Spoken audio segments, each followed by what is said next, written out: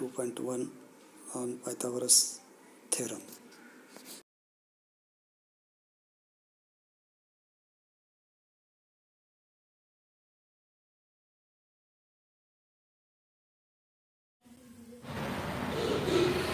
Okay, good morning friends.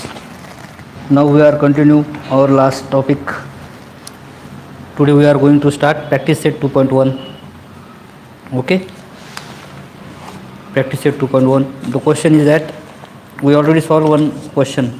I think you all students completed your homework. Identify with reasons which of the following are Pythagorean triplets. Okay,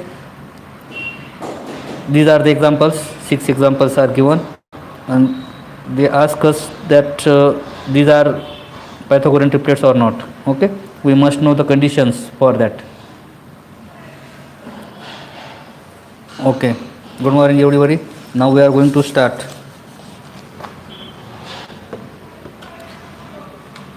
Tell me square fast. Okay,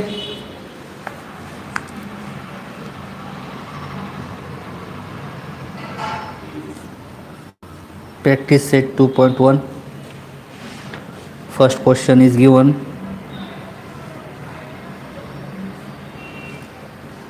3, 5, 4. Okay, in between 3 we find out first largest side. Largest side square. 5 square is equal to 25. This is first. Okay, other sides 3 square plus 4. You can directly write like this. Okay, तुम्ही direct असं लिहू शकतात. Largest side पहिले काढून घे. Plus 4 square equal to 60. It is 25. This is second. Okay, from first and second. From first and second, 5 square is equal to 3 square plus 4 square is equal to sign आली 25 right. मग आपण काय म्हणणार खाली 3, 5, 4 is Pythagorean triplet.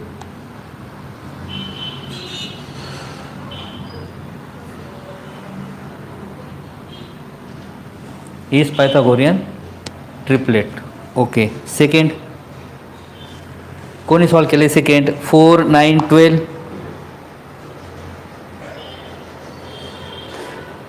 मी जे questions विचारतो त्याचे answers द्या तुम्ही, डायरेक्ट आन्सर नका देत जाऊ मला. आता या ठिकाणी largest side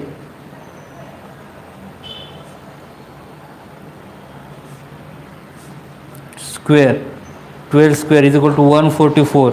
This is first. Other side is 4 square plus 9 square 16 plus 81 is equal to 97. This is second. Okay, tell me from first and second.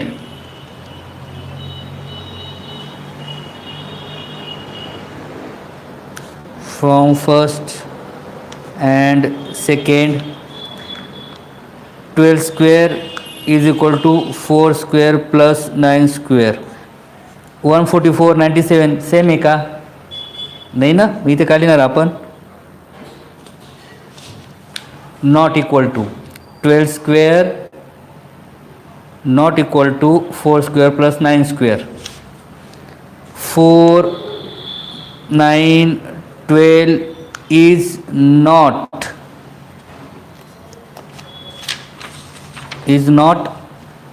Pythagorean triplet.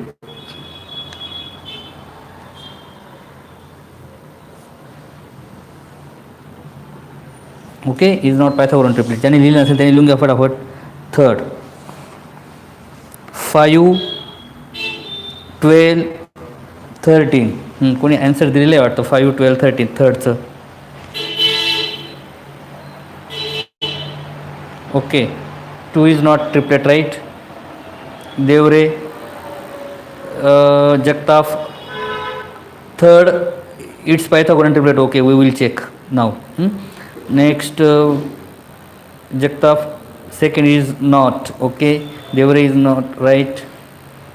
Okay, second, it is not a Pythagorean triplet. Now, for third, 5, 12, 13, largest side.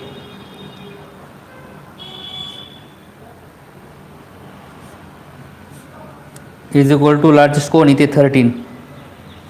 169, this is first.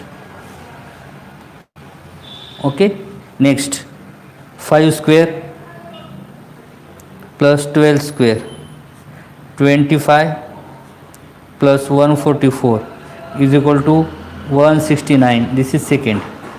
169, 169 from first and 2. From first and second, 13 square is equal to 5 square plus 12 square. Okay, then write down the last line. 5, 12, 13 is Pythagorean triplet.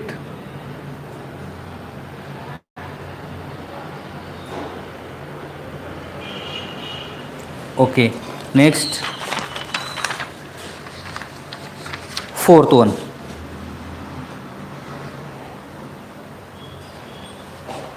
Fourth is 24, 70, 74. Okay,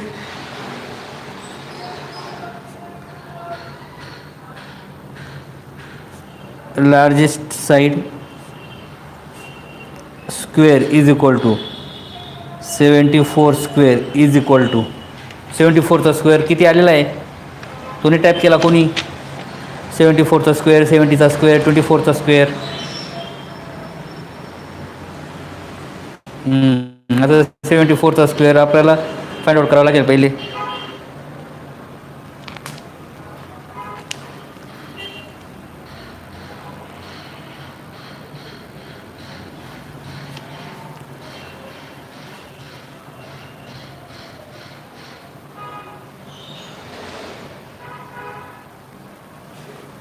74 74चा या ठिकाणी करतो मी 74 square 4 4 जा 16 1 carry 7 4 जा 28 28 2 जा 56 56 plus 1 57 carry 5 7 7 जा 49 49 plus 5 54 5 4 7 6 right 5 4 7 6 other two sides 24 square plus 70 square 24 square is Pranjal right answer 5476 now is Jagtap right answer 5476 very good now tell me 54 24 very good I am going to write Pranjal direct answer दिले म्हणून मी direct लिहितोय 576 plus 4900 7 square ठीक आहे addition येते का same 6 plus 0 6 7 plus 0 7 5 plus 49 54 this is first and this is second okay from 1 and 2 from 1 and 2 74 square is equal to 24 square plus 70 square right लिहा मग शेवटची लाईन 24 70 74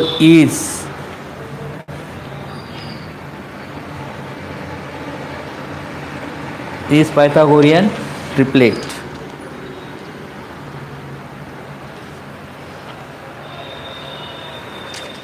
Okay, next fifth काय दिलेलं आहे 10 24 27.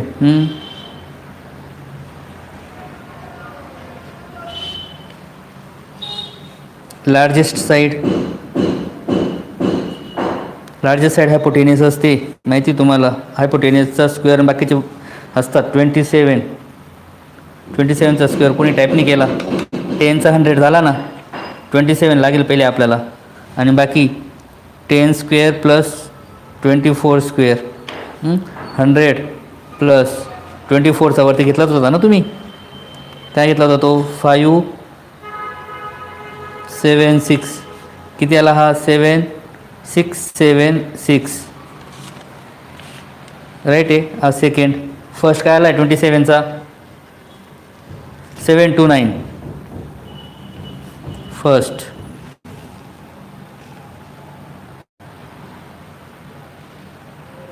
ठीक आहे. मग आता पायथागोरन ट्रिपलेट आहेत का नाही?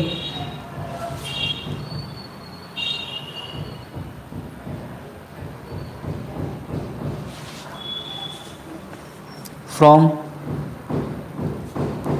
1 and 2, from 1 and 2, 27 square is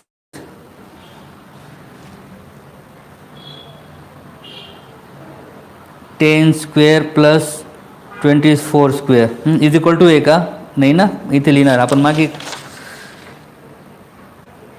okay. First Pythagorean triplet इथे नॉट इक्वल टू दाखवलं होतं आपण. इथे हा पायथागोरन ट्रिपलेट आहे. थर्ड. फोर्थ पायथागोरन ट्रिपलेट आहे. Now it is not a Pythagorean triplet. लिहा मग खाली. 10 24 27 is not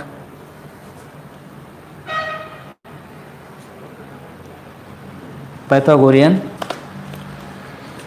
triplet. 6 last. 11 60 61.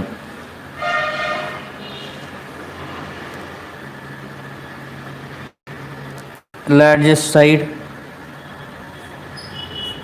Square is equal to 61 square. किती आला सांगा तो? Very good. चिन्मयने आन्सर देऊन दिलं आहे. नंतर Ahire. Okay.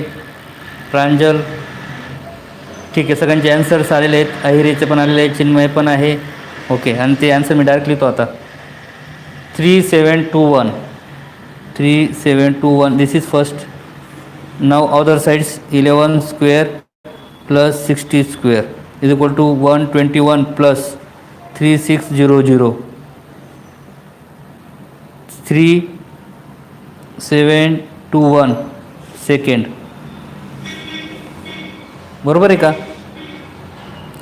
1 2. Okay. From 1 and 2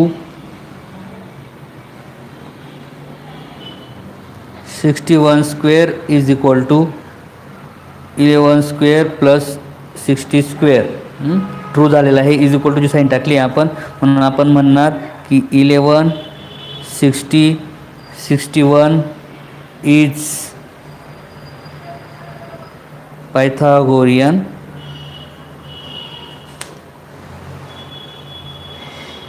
triplet. Okay. अशा पद्धतीने आपण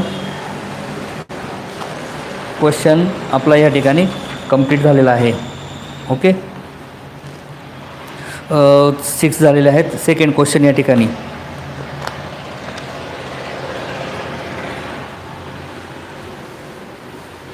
इन फिगर MNP 90 आणि NQ सेगमेंट दिलेला आहे.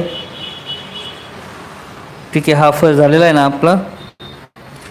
सेकंड क्वेश्चनला सुरुवात करूया आपण. ठीक आहे. सेकंड क्वेश्चन लिहून घ्या सर्वांनी.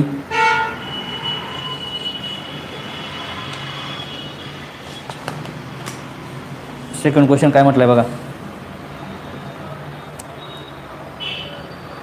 फिगर इथे मी एक राईट अँगल ट्रायंगल काढतो.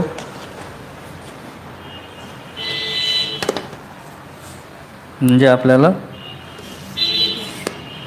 सोपं जाईल. ठीक आहे, या ठिकाणी एक राईट अँगल ट्रायंगल काढतो, त्यांनी दिलं आहे त्या पद्धतीने, आणि मध्ये पण एक लाईन आहे. ओके, ती परपेंडिक्युलर आहे 90चा अँगल आहे या ठिकाणी, आणि हाही 90 आहे. ओके, त्यांनी जे गिवन दिलेलं आहे ते लिहून घेऊ आपण. फिगरमध्ये काय काय दिलेलं आहे बघा. हा M,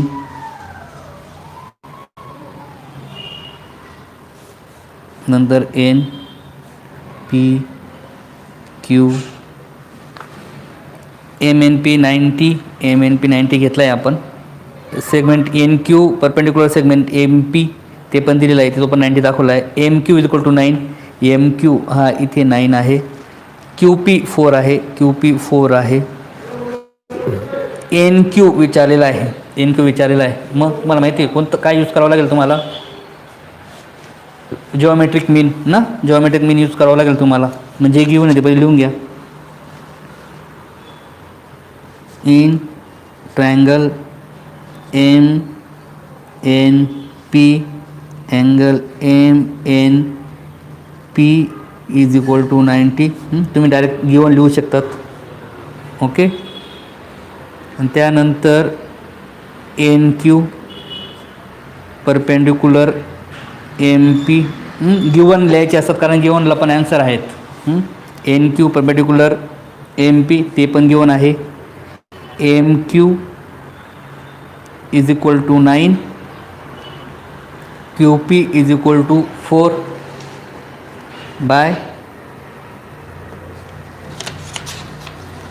bye theorem of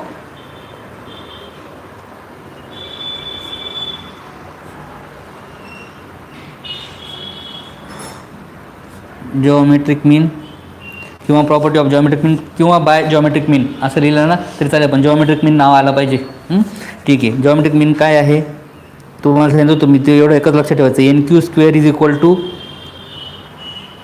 M Q multiply Q P. Okay, value put करून द्या मग त्याच्यामध्ये. आता तुम्ही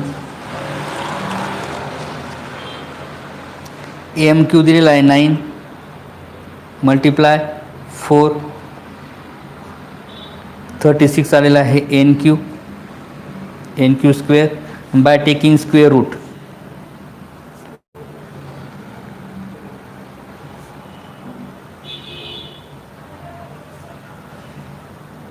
bye taking square root N Q is equal to 6. Okay, आपल्याला एन क्यूज विचारलेला होता आणि आपण तो फाइंड आउट केलेला आहे. N Q is equal to 6. अशा पद्धतीने तुम्हाला तो क्वेश्चन सॉल्व करायचा होता. राईट, ठीक आहे. ज्याने स्क्रीनशॉट घेतला नसेल त्याने स्क्रीनशॉट घेऊन घेत जा. त्यानंतर क्वेश्चन या ठिकाणी पुढचा देण्यात आलेला आहे. थर्ड दिसतोय सर्वांना.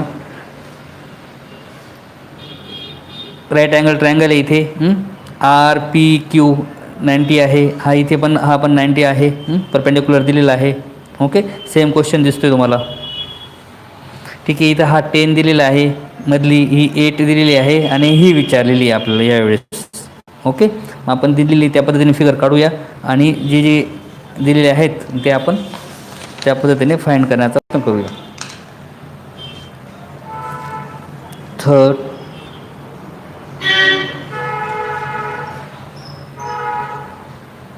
ट्रायंगल लागेल आपल्याला.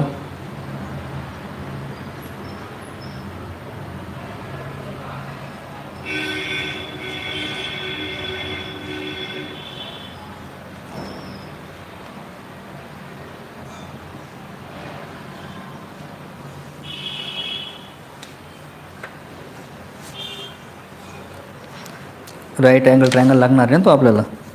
या ठिकाणी अशा पद्धतीने तुम्ही तो राईट अँगल ट्रायंगल घेऊ शकतात.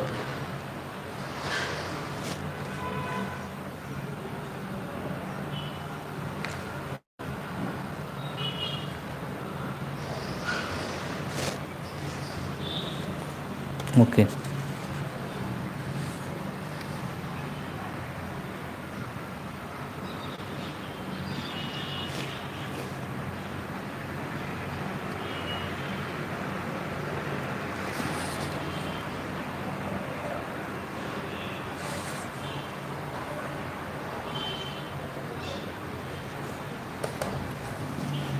P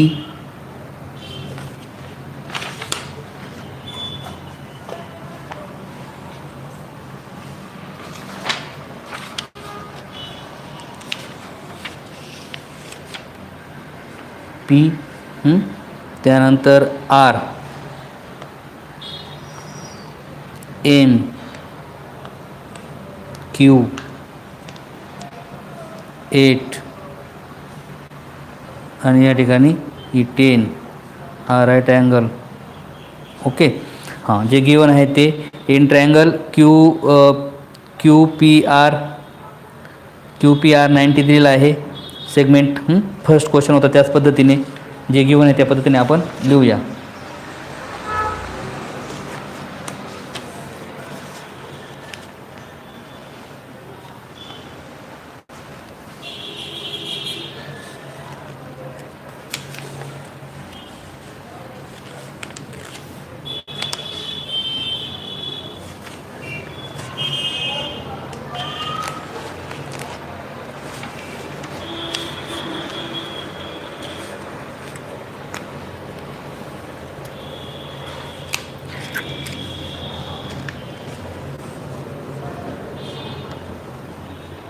in triangle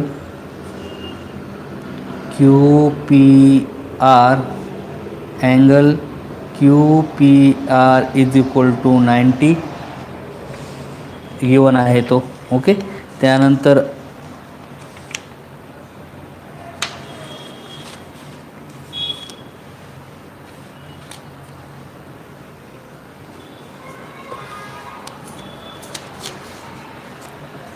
P M perpendicular Q R. Okay P M is equal to 10 Q M is equal to 8 by theorem of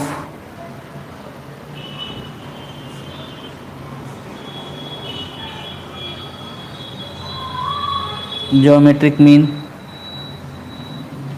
bye theorem of geometric mean काय येईल मग थेरम?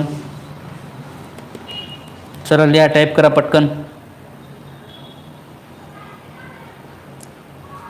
थेरम ऑफ ज्योमेट्रिक मीनने फिगरवरून कसं येईल लिहा.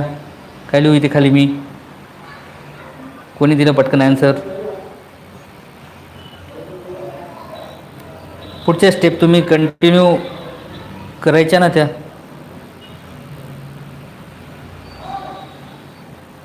M R equal to 12.5 ठीक आहे.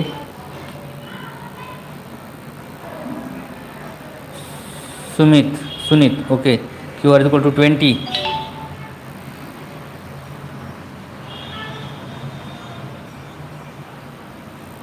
हां तर P M square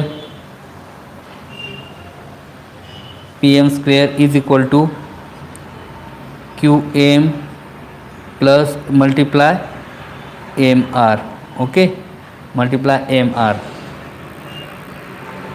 P M square Tanuj right answer. Okay value put कर मग आता. पी एम दिलेला आहे 10 square is equal to Q M दिलेला आहे 8 मल्टीप्लाय एम आर दिलेला नाही आहे. ठीक आहे ना. 100 divided by 8 is equal to M R.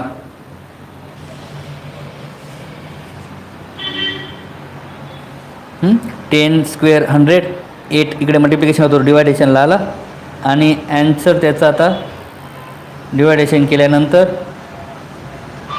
8 1 जा 8.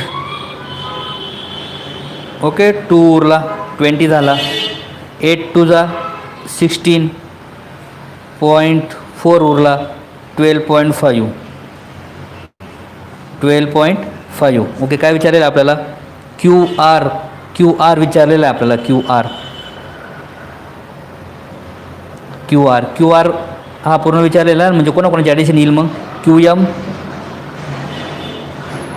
प्लस एम आर टाका व्हॅल्यू. मग क्यू एम तर आहे तुमच्याकडे 8 प्लस एम आर आहे. आता फाइंड आउट केला तुम्ही 12.5 मग ॲन्सर तुम्हाला जे विचारलेलं होतं ना QR, याचा ॲन्सर आहे 20.5.